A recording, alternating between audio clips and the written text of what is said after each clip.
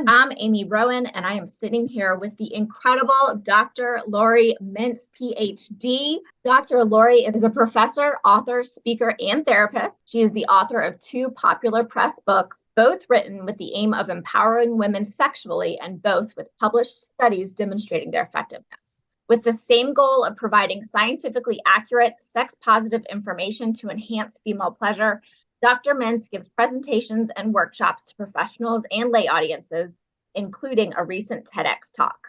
Well, so I wanted to have you tell us more about, really what is one of the most important parts of this book is the orgasm gap. What is the orgasm gap?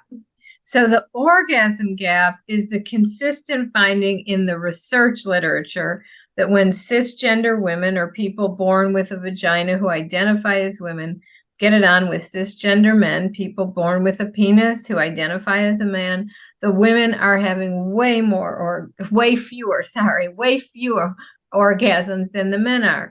And let me break it down with some statistics. In one study, 39% of women versus 91% of men said they usually always orgasm during a sexual encounter. Wow, quite a gap.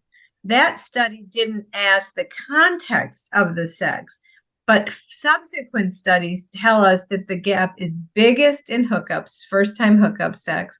It gets smaller in second-time hookups and friends with benefits. It gets smaller in relationships, but it never or rarely closes altogether. In one study, 68% of women versus 85% of men said they orgasmed at their last instance of relationship sex. So what causes this gap? Where does this come from? Yes, so it is due to many reasons, but the biggest reason, it's all, and I'm not blaming men. I want to be loud and clear about that. I'm blaming culture. It's a cultural problem.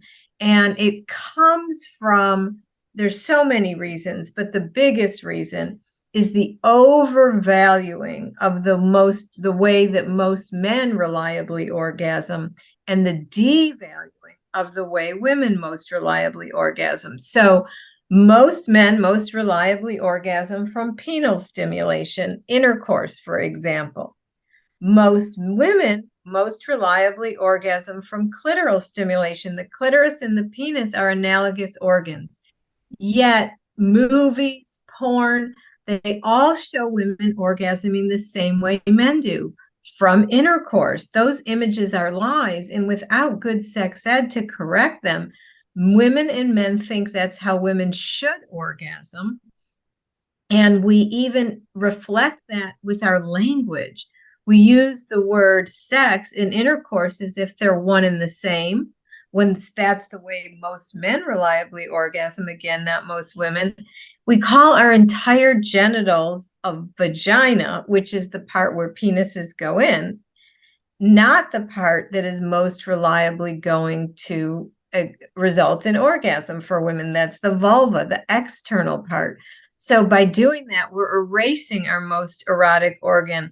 And that linguistic and cultural ignorance and erasure is the biggest reason for the orgasm gap. Now, there's lots of others, like body image self-consciousness that women experience, slut shaming, all kinds of negative cultural messages for women. But the biggest one is women's lack of clitoral stimulation during heterosexual sex.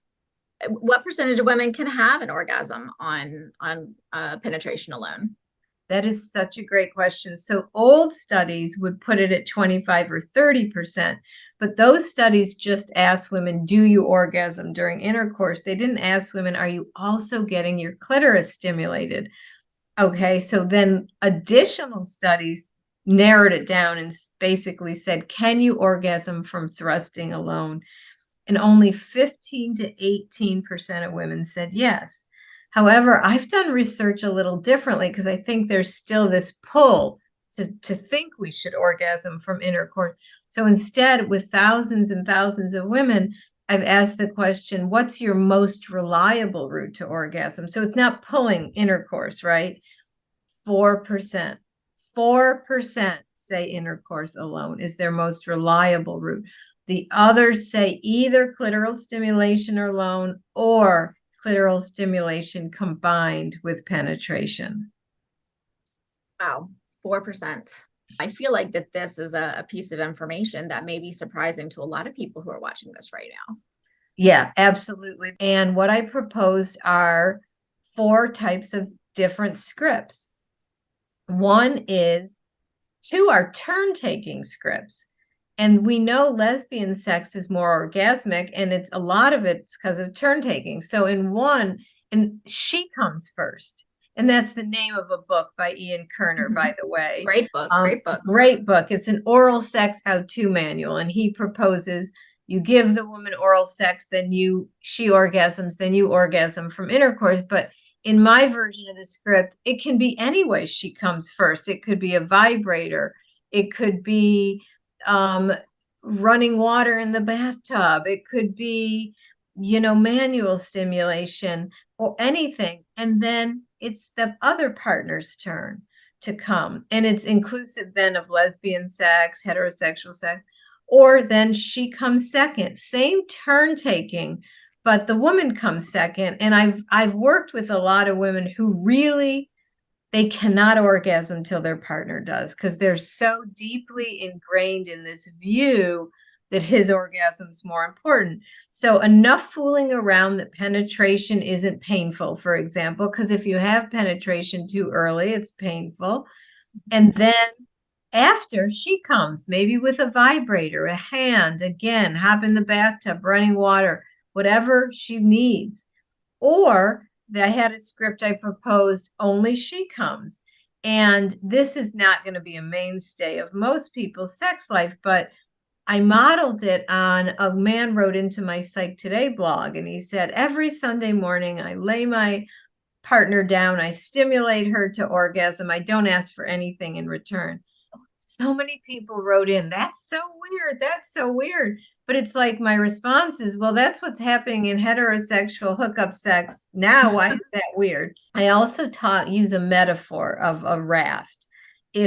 I'll often say, if you and your partner were swimming in the pool and there was a raft there, and you jumped off the raft, on the raft, kissed in the pool, kissed on the raft, just had a lovely day, your girlfriend, your wife, your partner wouldn't go home and call her friend and go, oh, me and my raft, we had the best day. And oh, my partner was there too. They wouldn't even mention the raft because it was just a tool to enhance the experience. And the same is true of vibrators.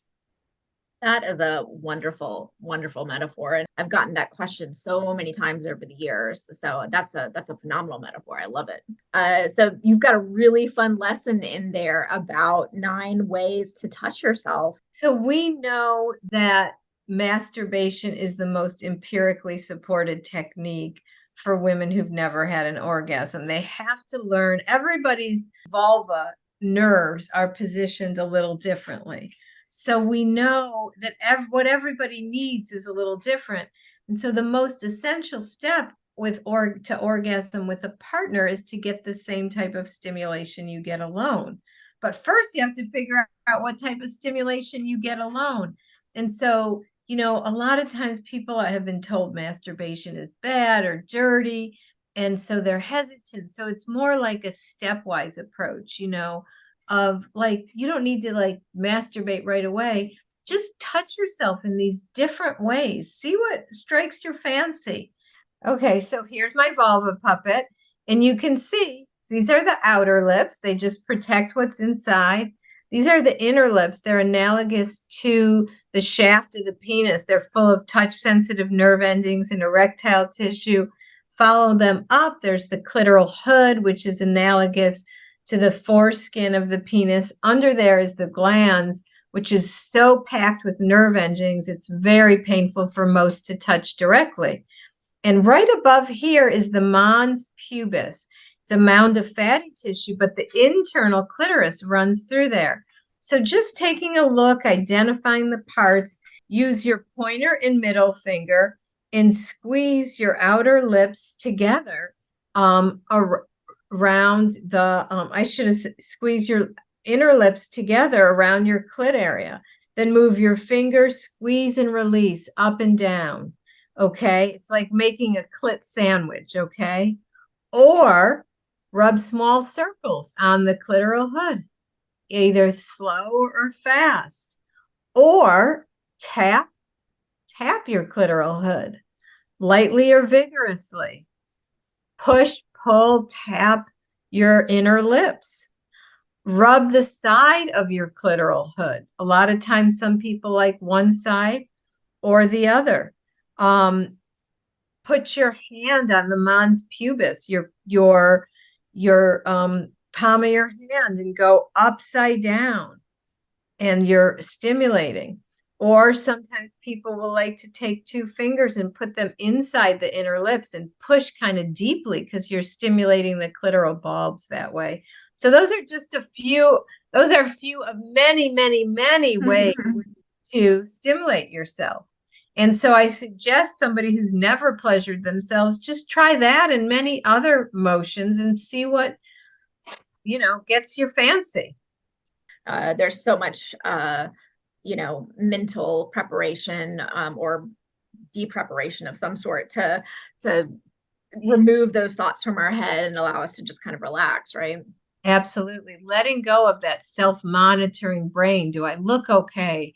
Am I doing this right? Is he enjoying themselves? Am I going to orgasm? Because to have an orgasm means you need to be totally mindful. You need to have your mind and your body in the same place. And we rarely do that in life or in sex. But we also know that from brain research that the state of the mind right before orgasm is identical to the state of the mind of deep mindfulness meditation, where you're fully in the moment. And so you have to train yourself to do that in your daily life and then apply it to the bedroom. Do you have any last messages or anything else that you really want to share with the audience? I would just say to everyone, your pleasure is important. There's nothing frivolous about it. And it's just as important as your partner's pleasure. And stop shoulding on yourself about how you should experience pleasure, and just find your own most reliable route and embrace that. And vibrators and lube are your friends.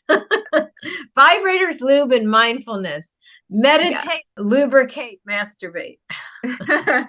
Meditate, lubricate, masturbate. All right, everyone write that down. Meditate, lubricate, masturbate. Thank you. The honor is all mine. And I really appreciate you taking the time. Thank you so much. My pleasure.